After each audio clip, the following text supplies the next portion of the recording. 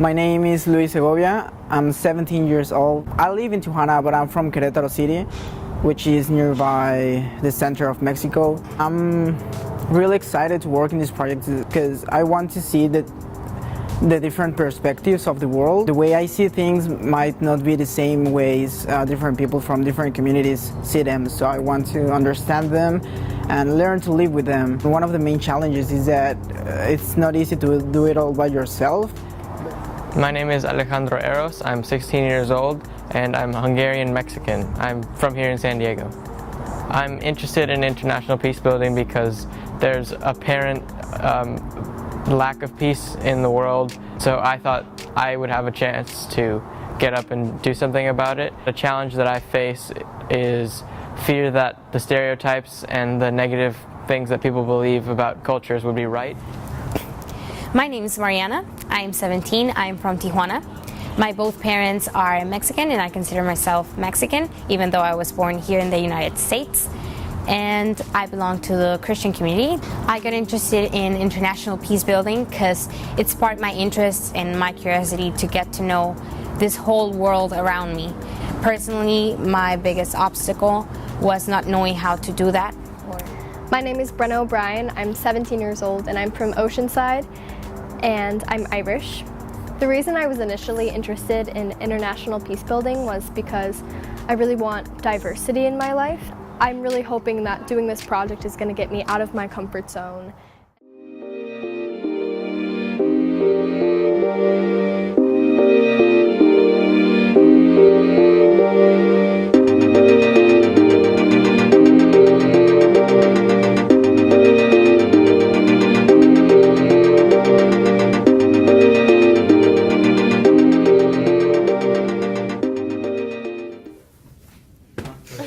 Okay, so why did you guys decide to do a project about international peace building? I thought that it was an issue that I wanted to make a difference in, and I wasn't sure how, but I wanted to find out.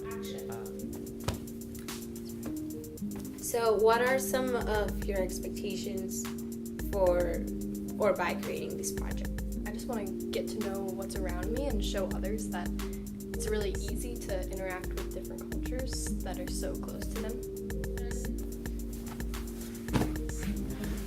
I think making a documentary is a great way for us to promote peace and explain different types of communities, even if they are young people or old people. We can just expand it in a way that everyone can see it and everyone can can share it with their friends.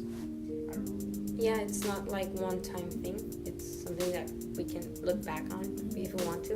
And also I think I want like people our age to get inspired. And the thing that we consume the most is content in the media. Yeah. Okay, so do you guys want to go do some research about any communities nearby? Yeah, sure. Does anyone have a computer? Yeah, we can use mine. Cool. Right. Yeah, because I have my cell phone with that.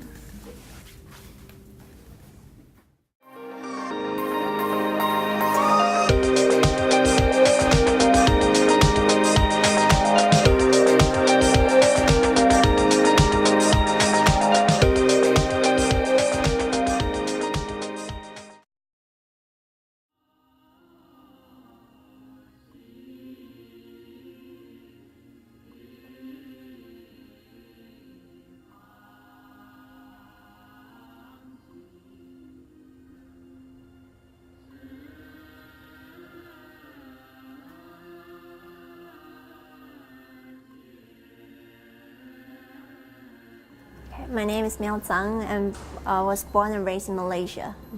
I got to know about Buddhism when I gradually have a lot of questions about life and death. And eventually I went to Buddhist college where I learned a little bit more about Buddhism, and the journey begins, and I moved to Taiwan and eventually landed in the United States.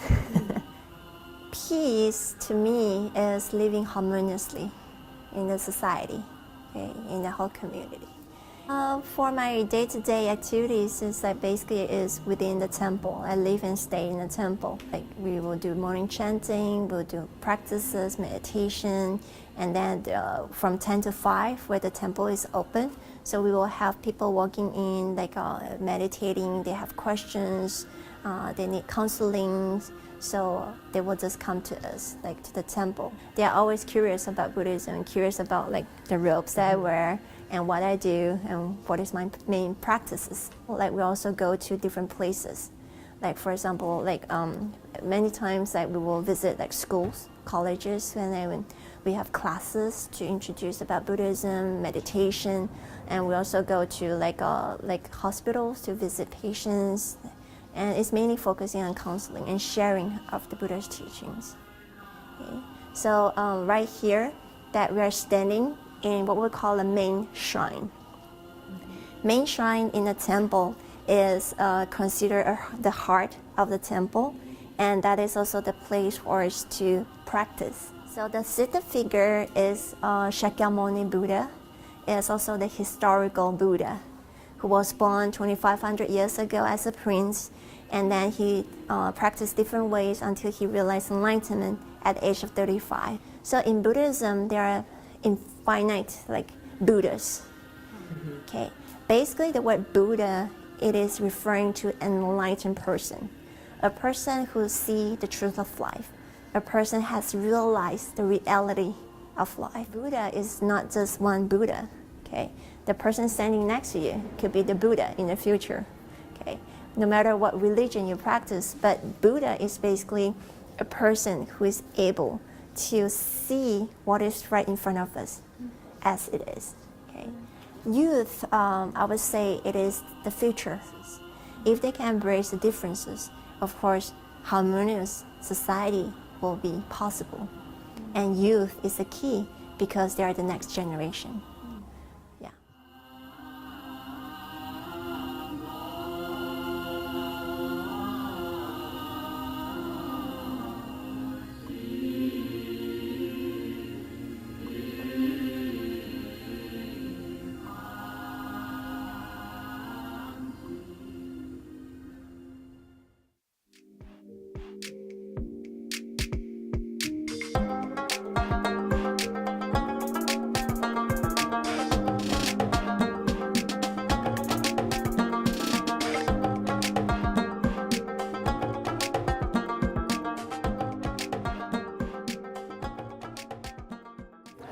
My name is Taha Hassan. I'm the Imam of the Islamic Center of San Diego. Today we came together as people from different communities, different backgrounds, faith, cultural, ethnicity, in order to engage in a conversation around the topic of civility in politics. Here because I really would love to continue the conversation with different communities, different individuals who are involved in civil actions, who might leave this place with a thought or an idea, and how to reach out to their neighbors, to their staff, to their children, to their youth, and start a conversation of acceptance and also respect, and how to be more welcomed and more compassionate and more tolerant, and just to give a chance to others to express their thoughts and their feelings, because each one of us has a story and all of us want to share the story, so all it's required is that time just to listen. I think things like this are important because we have a lot of stuff inside us we don't know about. I think that only through this kind of event, only through being asked questions, only through hearing other points of view are we able to really begin to more deeply understand what's going on within us. I believe that the youth have a lot of great ideas and thoughts, and they can share them with one another as long as we can provide them with a space that will really be attractive to them.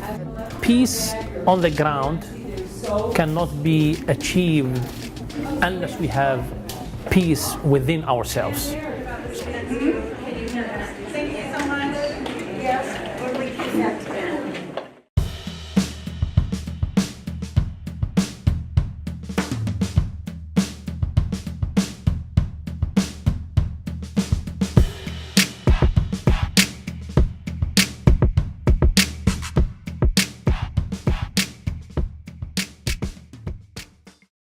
Probably Tijuana is not one of the most beautiful cities, and we don't have beautiful beaches and we don't have beautiful buildings and roads, but I think that's one of the main reasons that people don't want to come here, because they see like the external perspective of Tijuana. But when you actually come here and meet the people and see all the diversity that we have, because Tijuana is full of people from around all Mexico, like myself. I'm not even from here, and it's such a city of opportunities. So maybe you don't come here to Tijuana to look at the beautiful landscapes, but you come here to look at the beautiful people that is Mexico's true essence. If you don't want to go and see Tijuana, you can always make a trip to different places in Mexico which are beautiful. You can go to Guadalajara, you can go to the beautiful beaches in Cancun, Acapulco. I mean, like, Mexico is a big place, but it's like one of the most diverse places in the world. Mexico has a lot of animals and a lot of beautiful landscapes, so you don't have to stick to one picture that you may have, because you don't actually know everything that we have here. But if you actually go meet other parts of Mexico and you start seeing different traditions that we may have, it's such a beautiful country that has a lot of opportunities. And yeah, maybe we don't have the best government, or we don't have we have people that may have wrong ideas, but after all, if you actually look at the beautiful things that Mexico have, I'm sure we have more beautiful things than bad things.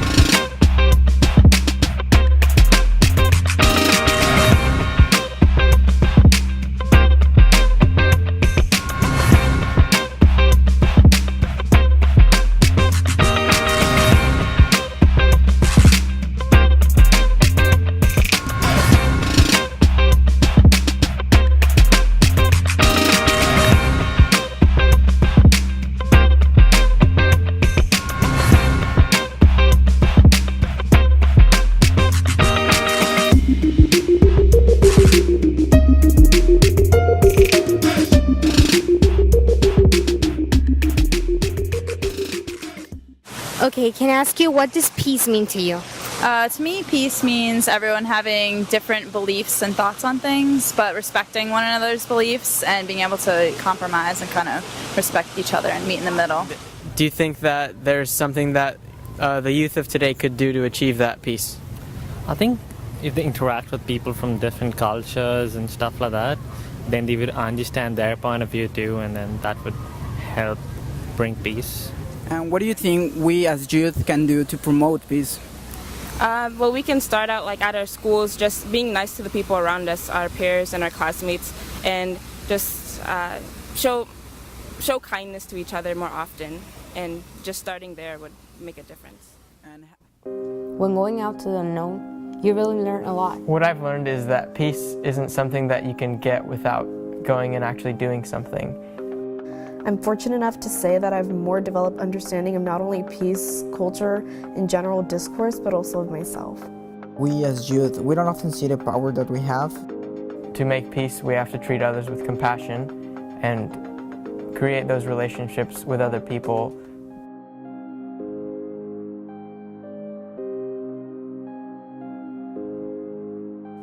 Be curious, beat fear, because fear will only be the curtain behind the whole show. You don't have to wait. Start in your own surroundings. Get to know your neighbor and build peaceful environments where people feel safe.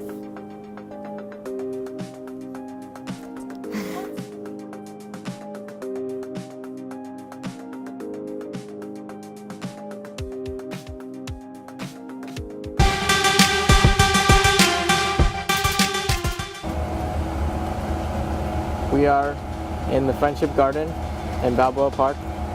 We're sitting on a bench in the area where we will be releasing lanterns into the water. Action. There's so much here in our backyard that we can explore. So what do you guys think of going out and doing something in our backyard? Yeah. Is this the first time that you're here at the beach? No, I've been, well, to the beach, yes, but I've been to TJ before. How do you feel about it? It's pretty, I guess. And then as if it was coming as if you were writing it, all the time, speak like that. I don't think my thoughts in words out loud in my head, you know? There's the Japanese-French garden in Oh, you know, I think there's this festival called the Bonadori Festival in those same gardens. What is it?